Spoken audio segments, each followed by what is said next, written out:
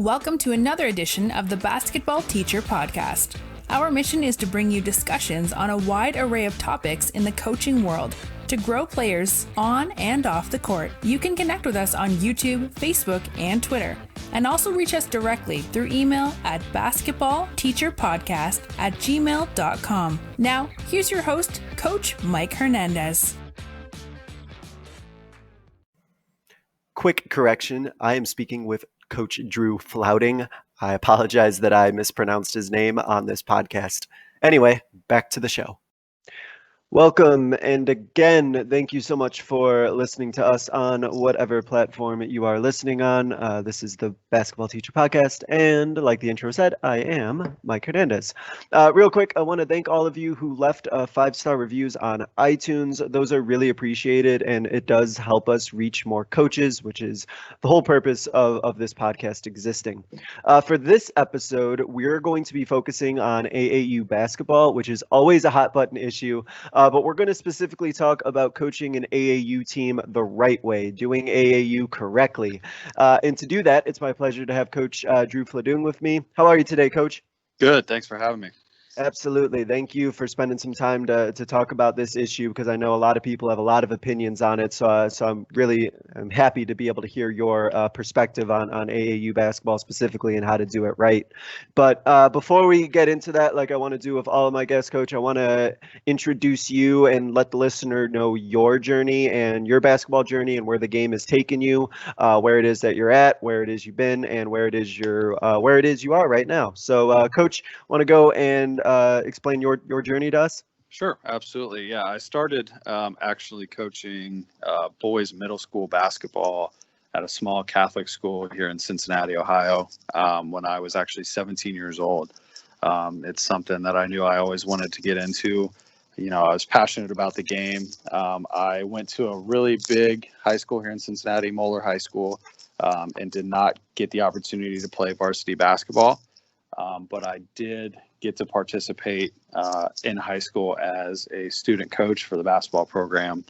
And anybody from the Cincinnati area knows, you know, Moeller's a prestigious program, you know, a coach with hundreds of wins. And I really got to see the coaching aspect rather than the playing aspect. And I knew that was something that I wanted to do. I got hired when I was 22 to coach at a small girls, well, it's a small public school here in Cincinnati, Madeira High School, as a 7th grade coach for their girls basketball program at Madeira. And then the next year I was promoted to a varsity assistant within that staff at the high school level. Was there for 4 years. We went to 3 district finals. And then the year after, I went and took a job as a varsity assistant at a large all-girls private school here in Cincinnati, Mercy McCauley. I was there for 1 year. We won a district championship there. And then my fiance and I moved to the other side of Cincinnati, and I took a job as a varsity assistant at West Claremont High School, which is one of the biggest schools here in the state of Ohio. There's 2,600 kids at the high school. So I'm a varsity assistant there, and I'll be in my 2nd year this coming year as the varsity assistant for the girls program there. Great. So a lot of experience, a lot of things that you've done, and a lot of places that you've been. And like you, I started coaching at age 22. So definitely getting right into it and starting your coaching journey right away, which kind of leads into my next question, because you are still, with your experience, you are still a young coach, relatively speaking. And so I want to kind of get into that, because you've had all this experience and you've had all this success, but still you are a young coach, and you're somebody who went right into it, and you went right into coaching right away at a young age. And so for those listening who might also be interested in doing that, and might also be interested in kind of jumping right into coaching, maybe after their playing days are done, or maybe they didn't play that much, but the game always interested them and they just kind of want to jump right into coaching. What advice would you give to somebody who's kind of looking to jump right into coaching at a young age? Sure. Yeah. You know, it's funny, when I started coaching, you know, I had really high aspirations. I knew that I wanted to coach at the high school level. And I was always told, well, you don't have any playing experience, you don't have any high level, you didn't play in college, so you're behind the 8 ball as it starts. And that kind of motivated me. I knew it was something I wanted to do. I was fortunate enough to get in with a 7th grade girls team at a public school here in Cincinnati, where you practice 6 days a week, and it's an extension of the high school program. And I got into that because I actually interned for the athletic director at Madeira when I was in college, majoring in sport management. So I had that relationship, and he kind of gave me an opportunity. But I would say jump right in and make yourself indispensable. When I was coaching that 7th grade team, I'll never forget it. We practiced from 3:30 to 5 Monday through Friday, and I work a full-time Monday through Friday job, 7 to 3. So I have nights free and things like that. And I called the varsity coach of the girls team at the school I was coaching at, and I asked, "Hey, can I just come to your practice?" They practice 5:30 to 7:30. So we went 3:30 to 5. High school was after from 5:30 to 7:30, and I said, if anything, I just want to watch and see what you guys do so I can implement that with the 7th graders, or can I, be a rebounder or do whatever you need, anything that you want. I'll wipe, I'll come dust the floor. I'll come, get you water, whatever it is that you need. I just wanted to be a part of that high school program. And I was very fortunate to coach under a coach that was receptive to that. And then that kind of grew, I kind of became the grunt worker. And that kind of extended to, you can come scouting with us. It's a thing that not a lot of coaches, really prefer to do on their off nights, is go watch games. And I became that guy, go handle the scouting report for the high school level. And then that kind of grew and grew and grew into becoming a full-time varsity assistant the next year. So like I said, it was long days, 4 hours of practice a day between the 7th grade group and the varsity group. But, it's something that you have to do. And then I would say, networking goes a long way too. Always be asking to be involved in opportunities in basketball wherever you can get in. If somebody needs an extra set of hands to help run a camp, or if somebody needs, some supervision to host an open gym or anything like that, just getting your name out there and being visible and doing, the work that not necessarily anybody else wants to do in terms of a high school coaching staff or a college coaching staff. That's what I did. And, I will say I'm very lucky. I kind of fell into a lot of situations at the right place at the right time.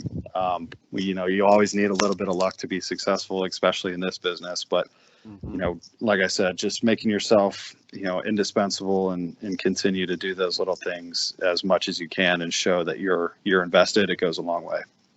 Well, I absolutely agree with that. There's a couple of things too that I really just want to emphasize about what you said. Like, if you want to coach, then go coach. There are opportunities out there. There are places that you can definitely lend a hand and be a help. I mean, especially at the high school level, there's very few coaches that I can think of who would say no to somebody who's willing to help, like you said, rebound or scout or do those things. And then, as you mentioned about networking, if you're enthusiastic, which it sounds like you were, if you were enthusiastic and you genuinely wanted to be there, every coach that I know will put in a good word for somebody like that. And so that kind of helps, like you said, with building that network and building those connections. But yeah, you do have to put yourself out there. And it's great to hear from your perspective as somebody who didn't necessarily play at a high level that you were able to still have all those opportunities just because of the work that you were willing to put in. So yeah, that's great.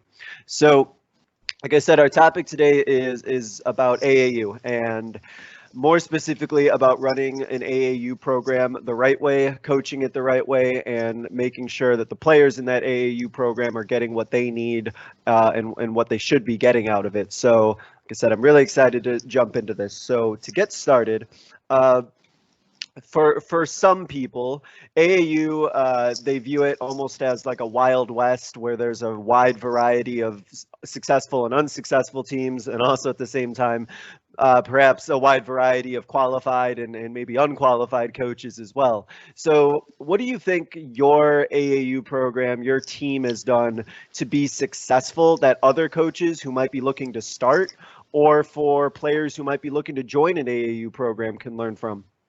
Sure. Yeah. So I am the coach of the top team for the girls Cincy Swish AAU program here in Cincinnati. I've been there for 5 years now, and we've put 55 girls playing in college the last 4 years. So, the term AAU, anywhere you go, is always going to have some negative, you know, aura about it, depending on who you talk to. But I would say, the way that we do it is we are focused on what's important. We have a really good system in terms of, in junior high, and I would say even your freshman year of high school, we are big emphasizing skill development. AAU at the high school level, everybody is worried about exposure and, high dollar this and playing for a team with a Nike sponsorship and all this and that.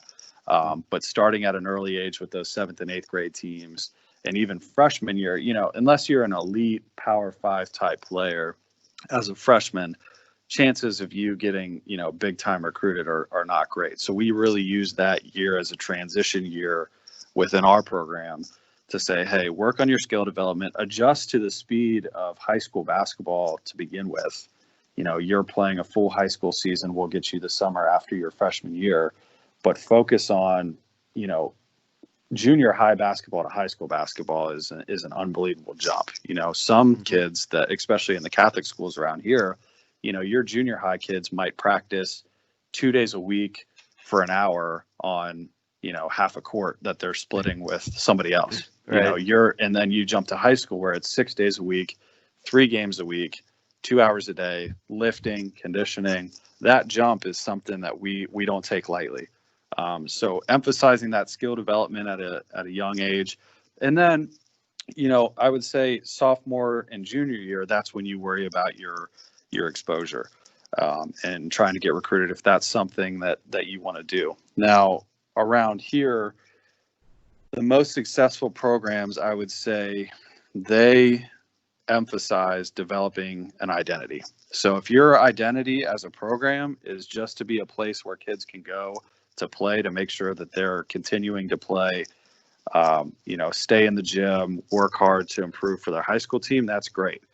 But don't sell it as, hey, come play here, we'll take your money, we're this big, exposure program that's going to get you to play in college, when you don't necessarily have that experience.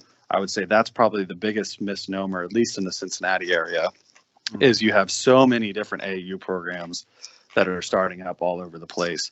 And you kind of look at them and, they're selling themselves as, you come here to play, we'll get you a college scholarship. And the track record shows that that's not always true. But there are some great AAU programs around here that don't identify themselves as that. They say, hey, we are a team to get together, practice 3 times a week, play in local tournaments, and just, improve your skills so that you can become a better player. Now, with the Cincy Swish, we kind of have a little bit of both. We have a top team that's sponsored by Blue Star that is, strictly in it for the college exposure type. It's meant for kids that are going to play at the next level, but we also have opportunities for kids that just want to be in a gym. So establishing that identity and focusing on what's important, especially when it comes to age of the players, I think is what we've done a good job of. And then at the end of the day, success sells itself. We have a track record of putting kids playing in college at the next level, and that's something that people want to be around. They see that when you can put a list of 55 players on the table to a prospective kid and say, these are all kids that played for our program, these are the college connections that we have, that goes a long way itself. But establishing that identity and not misleading anybody, I think that's where a lot of people get into trouble, especially around here, is selling a false product or misleading or being in it for the wrong reasons, trying to get exposure in 7th and 8th grade and things like that.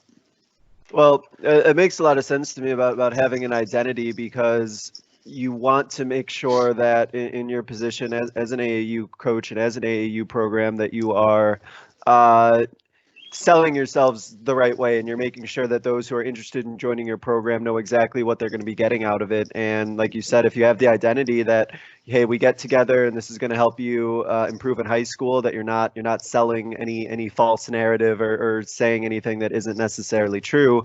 And then perhaps if you find that you're able to develop that AAU program in terms of the players are getting better in high school, maybe then it leads to something more where it's helping put those players through to college. Am I correct in thinking that you can kind of build your identity up that way? Absolutely. And that's kind of exactly what we did with Cincy Swish. We started, anytime you start a program from scratch, unless you have, high level college connections or something like that, or a former player or even a college assistant on your staff, it's going to be very hard to compete in today's market because you're just another, AAU program. You don't have a track record. You don't have that reputation.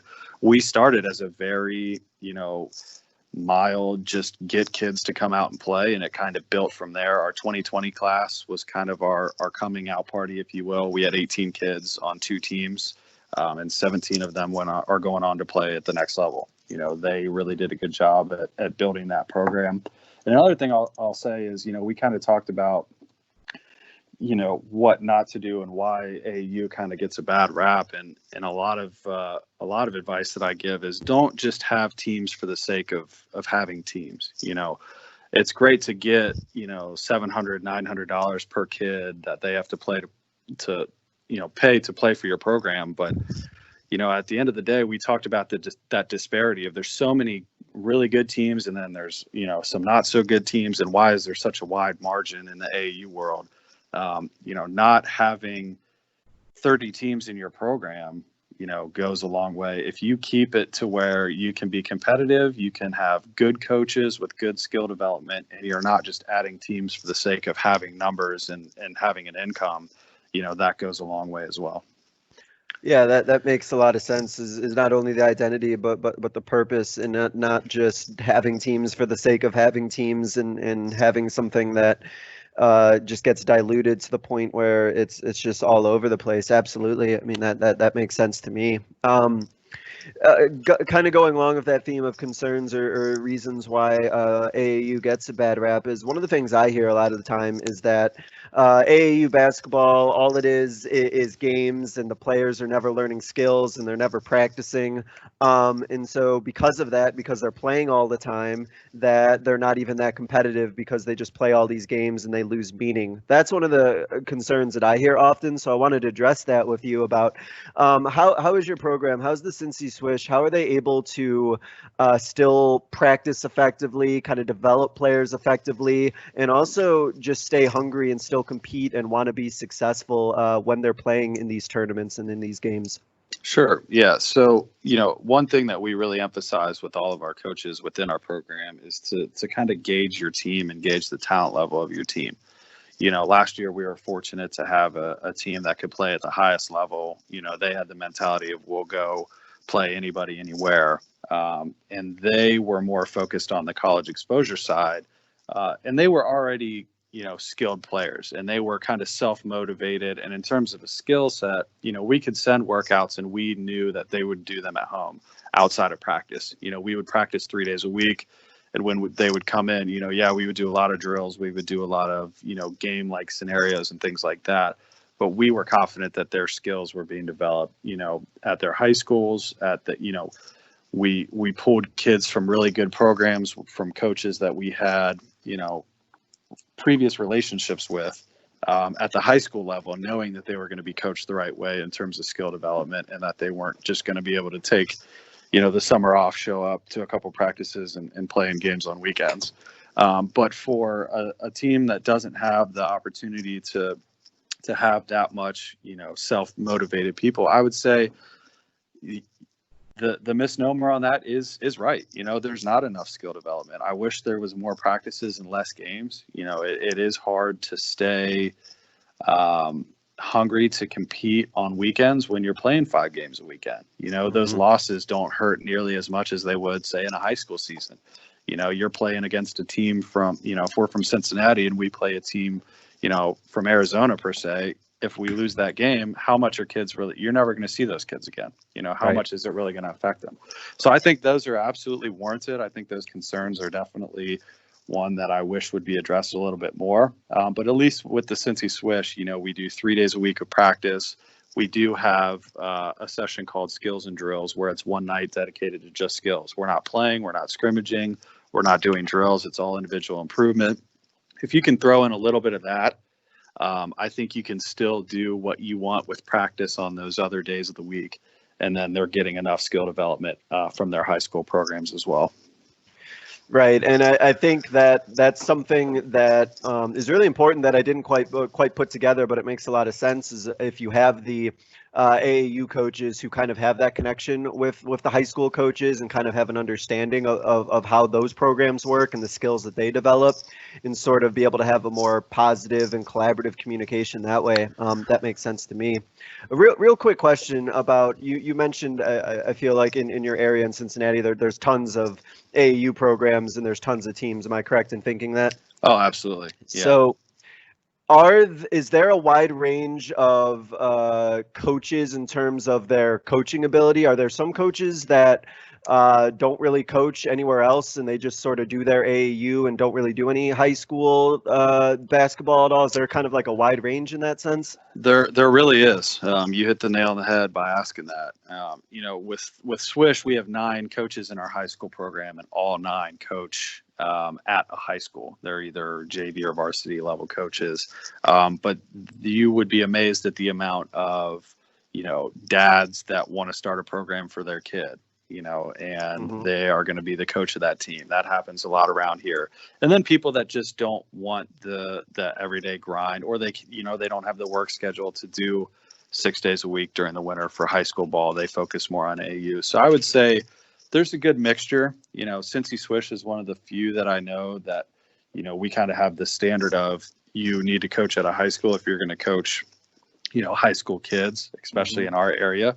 But there are a ton of, coaches that I would say actually probably a majority of coaches AAU in Dayton, Ohio, and Cincinnati, and even Northern Kentucky do not coach at a high school. They focus merely on AAU, and that's kind of their niche, and that's what they want to do.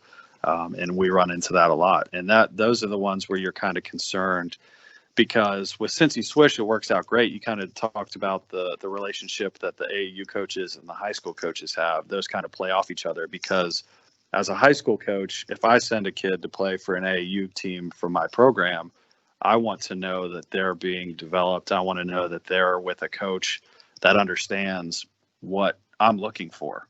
I want them to come back and be able to do X, Y, Z. Where I think you get the bad rap with AAU is when those coaches from AAU teams that don't coach high school, they are now competing with the high school coach. You're not working hand in hand.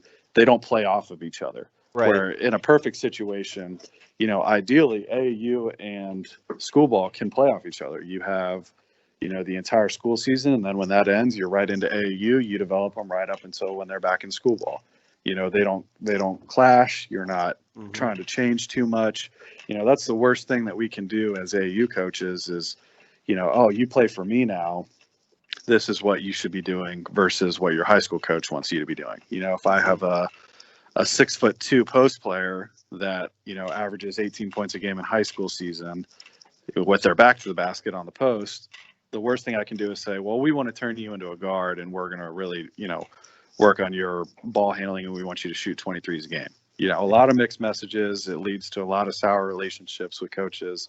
So yeah, I would say that's definitely important around here. If you can get a high school coach to commit to, and that's the hard thing, is that if you want to coach AU and you coach high school, you're committing to year round.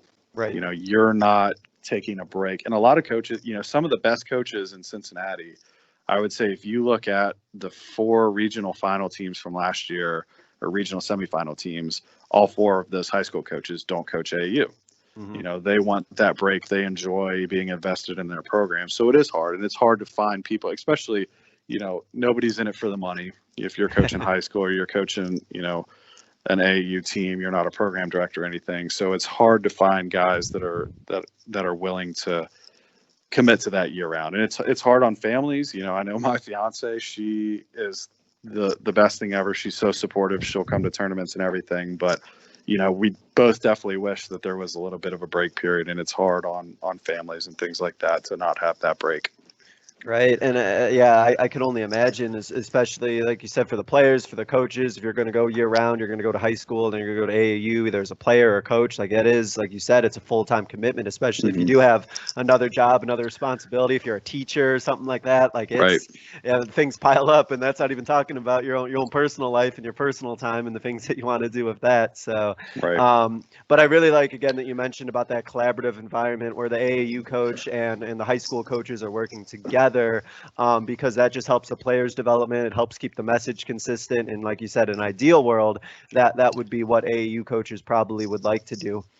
Something that because of what you said, something that you said resonated with me, and about how there is quite a few AAU coaches who don't coach at a high school level, or maybe don't formally coach at all. Maybe it's that dad who just wants to start a program for their kid and things like that. So if there's a situation like that, if there's a dad or a mom out there whose heart is in the right place, and they want to be starting an AAU program for the right reasons, and they mean well, and they're trying to do it to kind of help the high school program, let's say, if there's coaches out there who want to do that, but they don't really have that formal training, what would you tell them in terms of, okay, you have your team. I know you've never really coached before, but what would be like those essential non-negotiable things that they should be either maybe like doing in their practices or in their coaching practices, just to kind of get them going if they don't have that experience? Sure. I would say, and I'll preface that by saying, that wasn't a dig by any means at, dads that start programs or anything like that around here. Some of our best 2022, 2023 teams around the Cincinnati area are actually coached by, people with kids on the team that don't coach anywhere else. But I would say, if your heart's in it for the right reason and you can get a group of kids together, I've always been amazed at the amount of resources that are out there online. If you can follow, Coach's Clipboard on Twitter, they're always dropping, half court sets and things like that. And the amount of drills and everything that you can just pull from online to kind of get yourself started and go from there and kind of learn as you go. And it's going to be trial and error. I look back to when I started coaching, and I kind of think about, some of the things I tried to do offensively or defensively. And what the heck was I doing? I want to go back in time and just, go off on me. But, I will say, utilize resources. If you're going to have kids that play for you, they're going to play for, high school coaches, or if you're at the middle school age, reach out to those coaches. Say, hey, what is it that you want me to work on? What is it that you want her, him or her to get better at? And surround yourself with people that are in it for the right reasons as well. We bring in coaches from other programs all the time just to give them a new look, and we're always learning as well. Reach out to any resource that you possibly could have. Nobody knows it all. So one of my favorite things to do is invite, high school coaches from other areas, or even college coaches, to come in, and I'll say, hey, can you run 30 minutes of practice? Show us your best stuff for 30 minutes, that you do with your group. And we've taken so much from those outside resources or videos online. Sit there and watch YouTube, and they'll suggest videos for you for 20 hours, about drills and development and things like that. It's definitely a technology driven culture now, to where everybody's sharing everything they do. Trainers are putting out content constantly online. Coaches are putting out content constantly online. They're live streaming clinics. NABC does a great job of having coaches in, from 9 a.m. till 11 p.m. during this COVID stuff, doing 1 hour clinics about what they do well. Yeah. So just taking in that information and trying to figure out what works for you and what works for your team the best is invaluable. Really try and, what are we good at? What do we want our identity to be as a team? And don't ever, be afraid to reach out to coaches, because most coaches are willing to share what they do. They're in it for the right reasons. Like I said, they're not getting paid a ton of money. They want to see good basketball, and they want to be willing to help. So reach out to them and kind of just soak it in, get as much information as you can. Well, it makes a lot of sense to me about always wanting to make those connections, figure out what's out there already on the internet and what's available, because we should all be looking to improve our practice and be looking to improve our coaching. And so there's just an immeasurable amount of resources, like you said. And again, I'm really happy that you emphasized about that new coach, or that one who might not have a lot of formal coaching experience. Please, reach out to those players' high school coaches. I'm sure I could speak for me. If there's any of my girls that play at AAU and any of those coaches want to reach out to me, I'd be happy to tell you what I run and absolutely. what I do, Yep. because then they're going to get better at it when I have them. So Exactly. yeah, it sounds like to me that it should be a collaborative relationship, in that if the AAU coach is kind of extending that olive branch out to the high school coach, or vice versa, and we're working together, kind of reemphasizing a point we brought up a couple of times, that it's definitely just going to help out the player in the long run, not getting mixed messages, and the coaching is going to get better on that AAU side, because maybe the AAU coach can learn something from a high school coach, high school can learn one from an AAU one, and there's just so many opportunities to learn. Absolutely. Sure. Yep. So kind of talking about the high school team versus like the AAU team. In a high school, it's a lot easier, I think, Coach, to kind of build more of a team culture, because all the players are in the same building. They probably have classes together. They're all kind of around each other a lot, and there's kind of an identity that forms just with being in the same school. But that probably looks a little bit different with an AAU team or an AAU program. So how does the team kind of buy into one another? How are you able to kind of build that positive team culture and that kind of identity that the players kind of rally behind? Yeah, sure. I'll kind of touch on that on a big scale, as Ohio does it.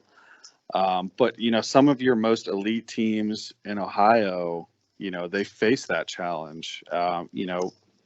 One of the best teams, if not the best team in terms of a high school AAU team, is Sports City U on the girls' side, and they're based out of Ohio.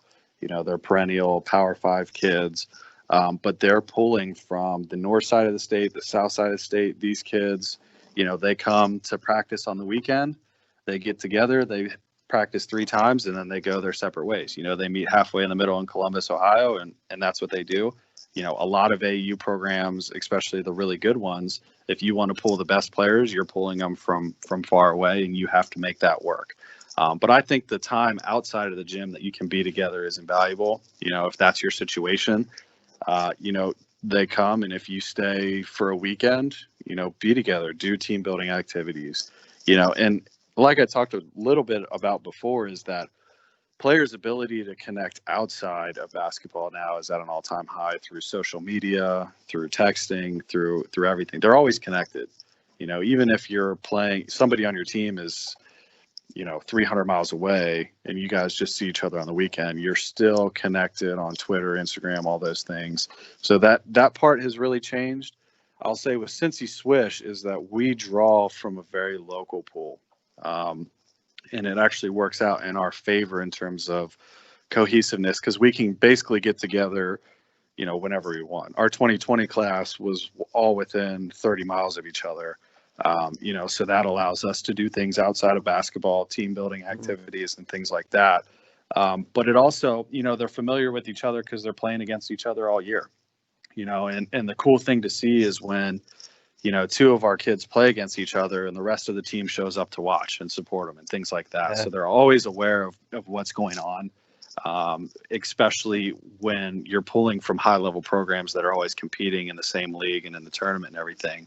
It was funny, our 2020 class, we had 9 kids on our top roster, and 8 of their high school careers ended by another kid on their team, got knocked out in the tournament. Wow. So it was like just a big Cincy Swish massacre in the tournament, but it was cool. It was cool to see everybody come out and support them. They know that they were on the same team growing up in AAU and things like that. And it just makes it really cool. But I will say, we treat our AAU program kind of like a college program. in terms of the type of kids we're going at and the way that we evaluate. We're evaluating kids based off of academics, based off of family cohesion, being a good teammate. We ask high school coaches for references. We really, probably more so than a lot of other, AAU programs in the area do, we're doing our homework on these kids, because at the end of the day, at a high level, a high exposure level, team like our Blue Star team, we have to sell these kids. We have to market them to colleges. They have to market themselves. It's a lot easier to market a 28 ACT and a great extracurricular resume than it is to market, a 17-year-old or a 17 ACT with multiple suspensions in school and things like that. So I think bringing in the right type of people, the right type of families that are all in it for the same reasons, and that kind of feeds off itself. When those kids realize, we're here for the same reason, we all want to play at the next level. How do we achieve that goal together while maintaining a little bit of individuality, in the way that we get recruited and things like that? But I'm going to go my hardest because it might get an open shot for somebody else that's playing in front of a coach that's recruiting them. So when you can get a roster that's, buys into the same goal of, hey, we all want to play in college. We're all here for the same reasons. The families are on the same page. We need to do everything we can to make each other look good. Then, that speaks for itself. That goes a really long way. And, I'll say that the kids have to be self-motivated too. The worst thing that we can do is get a kid in our program that isn't willing to reach out to coaches or just expects, their parents or their coaches to do everything. We think that a lot of our contact with college coaches should honestly come from the kid, because I can call a coach right now and say, hey, you should take a look at this kid. And whether they do or not, they're getting 100 of those calls a day from a ton of AAU coaches.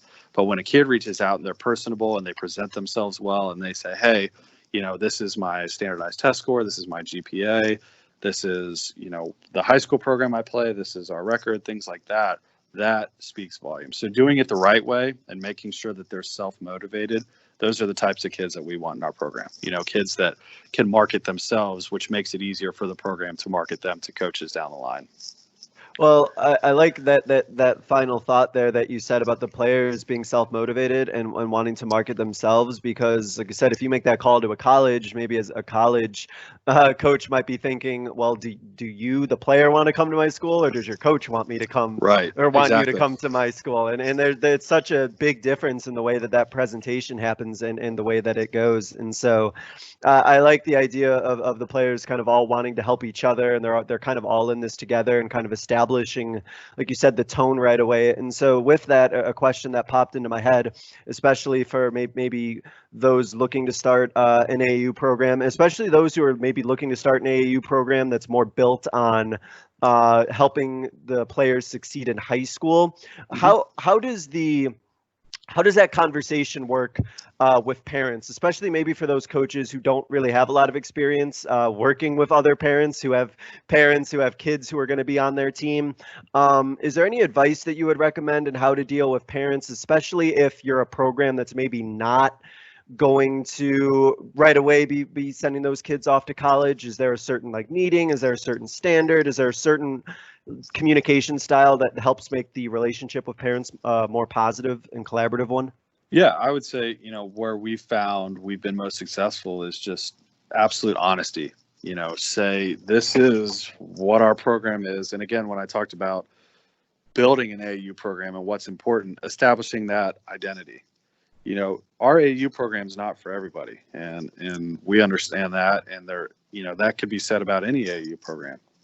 But I would say, in terms of if you're starting up and you're not really into the high level exposure type, I would say, this is our product. This is what we're going to do. These are the resources that we're going to try and use. We're open to having other coaches come in and coach.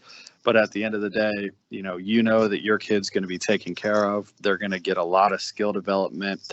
And, that can be used as an advantage. A lot of parents just want their kids to get better for high school season, and that's great.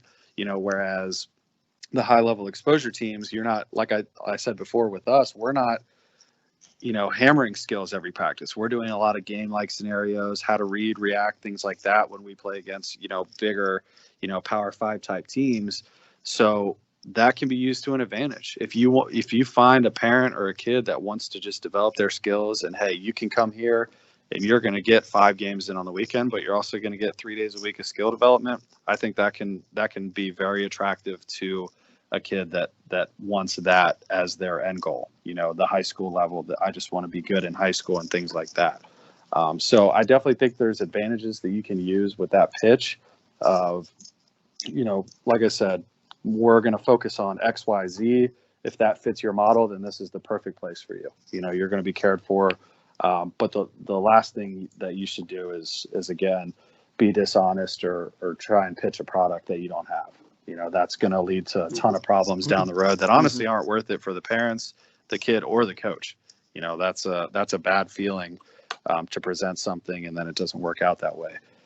So again, use your strengths to your advantage and don't be afraid to flaunt it and have that identity. I think that would speak volumes if I was a parent and somebody came to me and said, hey, we're not the high level exposure team. We're not going to be going to all these national tournaments.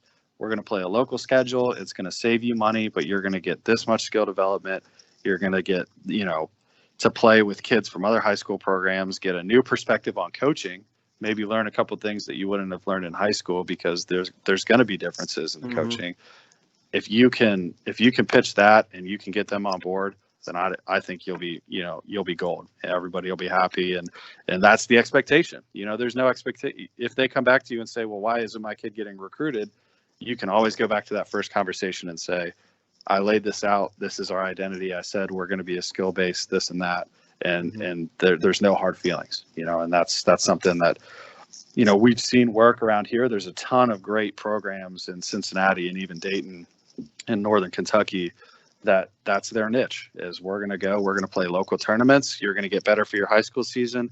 And that's the expectation, so it works. It's not something that people should shy away from. AAU doesn't have to be this big cash cow. Everybody goes and tries to get recruited or get an endorsement deal for their team and this and that. There's a lot of other side of AAU that kind of go unnoticed that I wish got emphasized a little bit more, especially because not every kid's going to play in college. That the margin of kids that get to play at the next level is so small. Right. How do you make sure that those other kids are doing what they're supposed to be doing and get a good opportunity to develop? And that's something that I'm thankful that we have a lot of in this area. Well, it seems like you emphasized, and I completely agree, just honesty and transparency about, what your program is, what it stands for, and what you're going to get out of it. And a thought that came to mind as you were giving that explanation is that any AAU program, like there is no AAU program that's for everybody, and you can't be for everybody. You have to have that identity. You have to have your goals in mind and just be very transparent about. And I think especially for those coaches who may not have a lot of experience, whether it's of teaching or even with coaching, having that conversation right on the onset and right at the very beginning, saying this is what's going to happen, this is what it's going to look like, will probably save you so many headaches down the line, right? So well, one other question that came to mind too is I was thinking as you were talking was, when you have that program that's more developing high school players and helping them be more successful in high school, and let's say a coach has been doing that for a couple years, and then they realize that they might have a couple players who may actually have the ability to kind of move on to the next level, or they're thinking, well, they just need to have somebody to kind of take a look at them. I know you said that the players do need to advocate for themselves, but is there a way or like a kind of a blueprint for coaches who may have some of those players who they think coaches should be looking at? Is there a way that those coaches can kind of establish or network their way with different colleges or universities? Yeah. And, honestly, this is kind of the part where AAU gets to be a little bit nasty and gets a ton of its reputation is, if you do develop kids, and this has been the biggest complaint of programs around here, and we've actually had a couple kids leave our program to go to bigger programs, is if you are good, then other AAU programs are going to come knocking on the door. They're going to go reach out to those parents and the kids and say, hey, we have, exposure opportunities and things like that. And then it just becomes a war. I would be lying if I said we're not guilty of it. Every kid that we have essentially comes from other programs. We do have a feeder program, but on the Blue Star top team, we're going out and we're evaluating kids that have reached out to us about playing for a program that can get them a little bit more exposure. Now, I will say, if you have a kid that's invested in you and they stay in your program, there's a ton of platforms around to get that word out and to reach coaches. And when I was at Madeira, the small, D3 school in Ohio, we had 2 kids that we really wanted to get seen, but they weren't getting a ton of exposure because they were playing Division III small school girls basketball. They weren't at one of the big Catholic school powers, the big public schools. And I started by putting together film. I think film is invaluable, but not just highlights. Coaches at the next level are really starting to emphasize they want full game film. 3 or 4 games where they can watch that player from start to finish, because they're evaluating so much more. It's easy to make a kid look good by putting together a 3-minute highlight film of what they do well and their best plays, but what are they doing when they're not making those plays? That's what the coaches are wanting to see. And that's what, if I'm evaluating a kid for our program, that's what I want to see. Are they taking plays off defensively? Do they communicate well? What are they doing when they get taken out? Are they in good spirits walking off the bench? Are they a good teammate? How's their fundamentals? You can't really see that from highlights. Highlights are great. It definitely piques the attention, but the full game film is what coaches are looking for, and that's where they're ultimately making their decisions, is by watching those full game film on who to offer and who they want to be a part of their program. So I would say compiling film is important, even if it's just filming, an AAU game or a scrimmage or anything like that. Right now, with the COVID going on, you have to get anything you can get, in terms of film. So, if it's a scrimmage or whatnot, or if you can get some film from these tournaments, that's great. But I would say send those out. I emailed hundreds of coaches, that I had never met before, that said, hey, this is who I am. This is the program. I have this kid. Take a look at him. If you're interested, this is my contact information. This is her contact information. That's great. If not, I appreciate your time. Hope to run into you down the line. Don't be offended by no. You're going to get 100 no's for every one yes that you get in terms of kids getting recruited. And that's a hard thing to learn, and that's a hard thing to adjust to. But there are platforms out there. One that we use for Cincy Swish is a website called sportsrecruits.com. And they are a recruiting platform for all different kinds of sports for high schools, but it allows athletes to have profiles. And on that profile, you can upload school transcripts, film, extracurricular, a little bit of a resume. Everything that a coach needs to see is housed in that one thing. So you're not sending a blind email to these coaches. They're actually paying for a subscription to this website. And I would say 90% of college basketball coaches on the girls' side use that site, And then as a coach, the thing that I love about it is, as a coach or an admin, I can see every bit of activity that occurs on those students' profile pages. So if a coach watches film, I get a notification saying Coach X from College X watched this film. Or if that kid sends a message or a coach sends a message to that player, I can see that message. And if they don't respond, I can send the kid a text saying, hey, you got this message. Is there a reason you haven't responded? Or if there's a profile view or a video view from a certain coach, I can reach out to that coach and say, hey, notice you watched, Sally's film yesterday. Is there anything I can do? Is there any more film I can send you? Is there a time to set up and talk about, what she does or what you're looking for in your program? And it's just a really good way to house that. So there's resources out there. There's probably 100 different ones that are just like Sports Recruits. That's just the one that we use and we've had success with. But just reaching out and getting the name out is important, whether it's going on to the athletic department website of a college and going to their roster and their coaching page and pulling all the emails of the coaching staff from that website and sending them an email with film and things like that. There's ways to get it out. So I would just say be proactive as much as you can. Like I said, you're going to get 100 no's or maybe even no responses to every one yes, but that one yes is a 4-year education, and a chance to play at the next level. And that's all it takes. So it's great to have options, and you kind of have to weigh. But one thing I'll say is also be practical. If you have a kid, and it's harder for newer coaches starting out, to be unbiased. You know how it is. You're coaching your own kid. You think they're the best thing ever. You would take them over any other kid, but are they really, what level should they be evaluated at? And that's something that you can reach out to other coaches and say, hey, do you think this kid can play D3, D2? Are they a D1 caliber player? Maybe NAIA? That other coaches that have been doing it for a long time have a little bit more advice to give. But, be practical. One of the worst things you can do is have a kid that, probably projects at an NAIA or D3 level, and you're reaching out, sending film to, Duke and North Carolina, and they're wasting their time. Then they put a negative, asterisk next to your name, to where next time you email them, they're going to say, that's the guy that wasted my time with such and such. We're not even going to look at it. So being practical, but not being afraid to be proactive. It's a very fine line. It's a hard balance to figure out. You definitely gain experience over time evaluating players and what level. And those are hard conversations that you have to have with your players as well, and their parents.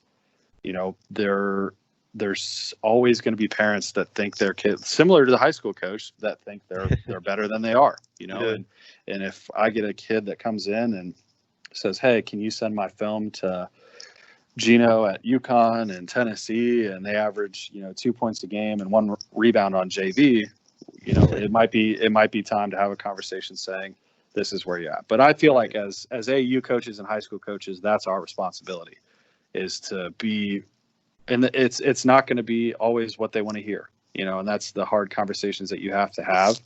But being practical while being proactive is the best way to do it. Get the name out. But like I said, get the name out to who it should be sent to, find that line and use those resources. But it's definitely possible. There's so many resources, like I said, out there to get that information out. Well, I really like that you emphasized about not being afraid of rejection. You reach out, like I said, 100 coaches and 1 response. Great. You got 1 response. Like, that should be what you're celebrating. You got to kind of take your ego out in terms of like feeling rejected or whatever. Because once you get that 1 response or 2 response, that's really what the whole point is. And so I'm really happy that you mentioned that. And another thing too, I want to emphasize is about the sending a full game film and making sure that it's not just like a highlight reel or anything like that, because a full game film will just tell you so much more. And not only, and you mentioned this earlier, not just like a full game film, but also like kind of a full student profile. I have a girl who I was lucky enough to coach in middle school who's being kind of looked at that NAIA D3 level. And if you looked at her on a highlight film, I could make her look great. If you looked at her in the full game, you realize more of what she's doing, all the right things, like you said about the way that she comes off the floor, all the things she does when she doesn't have the ball. But she also has a 4.2 GPA and is like really involved in a bunch of things too. And so, making sure you're putting that out there as well. So definitely agree. Well, to wrap up, there's a couple of things I want to do here, Coach. The first thing I want to do is I want to kind of dive into a coaching moment of yours throughout your coaching career, whether it's AAU or otherwise. What is a coaching moment of yours that you think others listening can learn from? Yeah, I'm glad you asked. There's so many, little coaching moments that stick out. And, like I said, I've been very fortunate to be associated with a lot of great people that have really, led me in the right direction and been a big part of my career. But one that's really stuck out, it was when I was an assistant coach, brand new, first year coaching high school at Madeira High School. And we had a player that went to play at a Division III school in Lexington, Kentucky, Transylvania University. And we had a really good relationship with their college coach. And, I thought it was so cool to have this connection with this college coach. I could text her. Her name's Julie Folk. She's still there now as a head coach, and ask her questions and things like that. Well, she actually agreed to come up and sit down with our high school coaching staff and kind of go over our personnel a little bit. We were all kind of new. We didn't really know, what we were doing. We wanted to get an opinion of a college coach about what offense we should be running based off of our personnel, kind of pitch that, here's some ideas. Do you think this would work? Would this not work? And the head coach that I was coaching under called me and said, hey, Coach Folks is coming up Thursday night. Have all of your stuff ready. We want you to kind of run the offense. And, I took that as like the coolest thing ever. And I was spending all this time on YouTube, just watching games and watching, offensive systems and this and that. And I probably put in 60 to 65 hours of preparing for this meeting, because I was going to change basketball. I was going to blow her out. She was going to hire me on the spot. It was going to be awesome. I was going to blow it out of the water. She was going to say, this is the greatest thing since sliced bread. Awesome. So I come in, that night is the meeting at the high school. I walk in and she says, we get to talking, and she says, okay, what are you guys thinking about doing offensively? And the coach kind of gave me the nod, and I was like, all right, this is my big moment. I'm so excited. Here we go. I get up to the board and I said, I've been watching a ton of UConn women's play, and they run this pistol offense that I love. It's got a pass to a big in the high post, and it's a handoff, and there's a bunch of reads off of it, and nobody can stop it. And she looked me dead in the eye. She said, don't even put it on the board. She said, tear that page up. And I said, I was like devastated. I was like, what are you talking about? And she said, do you have, they had a 6'8" post at the time that could pass and shoot. She was like, do you have this player? Do you have Sue Bird coming off the screen? Do you have, this person? And I said, well, no, we're a Division III school. And she said, I'll never forget. She said, not everything that works for other teams is going to work for you. Be individual, focus on your personnel, and really try and find things that play to the strengths of your players, and not something that you saw on TV with an NBA team running. And that, from that day on, that changed everything of how I look at things from a tactical and X's and O's standpoint. From that one meeting, just of playing to the strengths of your players. Now, it's great. Everybody steals inbounds plays. You might have a play here, an offensive set here, but from an offensive and defensive perspective, really emphasizing and focusing on what your players' abilities are and what their strengths are, and what works for you is not going to work for everybody else. Just like what works for UConn isn't going to work for a Division III high school team. So keeping that in perspective, and I've taken that, and it's always stuck in the back of my head, and playing to your strengths and developing a system based on your personnel. And that might change every year. You might be at a school and you have 2 6-foot post players that are seniors, and then the next year you have all guards. You're not going to run the same offensive system. So play to your personnel, play to their strengths, and really, put a lot of time and emphasis, because that's how you're going to be successful, is putting those kids in a position to play to their strengths and be successful based off of their capabilities and abilities. So that's one that always stuck in my head. It was like the most degrading moment ever, but it's one that I would not trade for the entire world. Well, it's so common, though. It's such a common thing for us to see, something being run on YouTube, or see something at like one of these really awesome like clinics that's like, oh, this is great. If I put this in, like nobody's going to ever stop us. And then it's like, Right. well, do I have the personnel? Can I even run that? And then, as you said, being able to adapt year to year to make sure that what you're running fits who you have, because you can only coach the players that you have on your team. So yes, absolutely. I'm glad you're able to share that, even though I'm sure it was a little bit embarrassing at the time. No, but obviously absolutely. It was such a moment of growth for you. So To wrap up, Coach, I want to give you what I call my 60-second soapbox, where you can kind of give your final thoughts. The floor is yours to discuss or get an idea out that maybe you haven't touched yet, or to wrap up some idea that you mentioned earlier. So floor is yours, Coach. What do you got? Yeah. So first off, thanks for allowing me to be here. I had a blast. Anytime I can talk hoops during the whole COVID thing with anybody, I love to jump on the opportunity. But I will leave it with a quote actually from a book I just read called All In, and it was written by Loyola Chicago's men's basketball coach, Porter Moser, who took Loyola to the Final Four a couple years ago. Great book. Any coach or even any player that likes, to read or wants to read up on some basketball material, definitely jump into that. But it's his motto for his team is, how you think is how you feel is how you act, and how you act is what defines you. And I think that's so important for people to hear from a coaching perspective. Is it starts with your mentality, and that mentality then goes to how you act and how you portray yourself and carry yourself. And if you have the right attitude and the commitment, the sky's the limit. But it starts with your mentality. Anytime that you can, obtain information or learn, take those opportunities. Don't ever think that you know it all, because nobody does. But for players as well, if you have a good attitude, no matter how bad the situation, that turns to how you act, and then that turns how you play, and that becomes your identity. So I think that's important. I thought it was a cool quote. I've put it on social media, and I've kind of told my kids that, both in the high school level and the AAU program, that it starts with that mentality. So I thought I would share it with your listeners.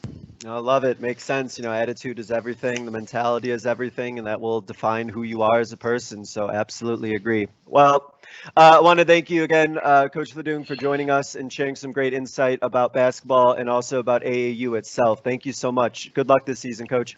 Absolutely. Thanks for having me. I appreciate it. Absolutely. No problem. This was another edition of the Basketball Teacher Podcast. Thank you so much for listening, and we will see you guys next time. Thank you for listening to another edition of the Basketball Teacher Podcast. Make sure to connect with us on YouTube, Facebook, and Twitter, or reach us directly through email at basketballteacherpodcast@gmail.com. Take care, be safe, and we'll see you next time.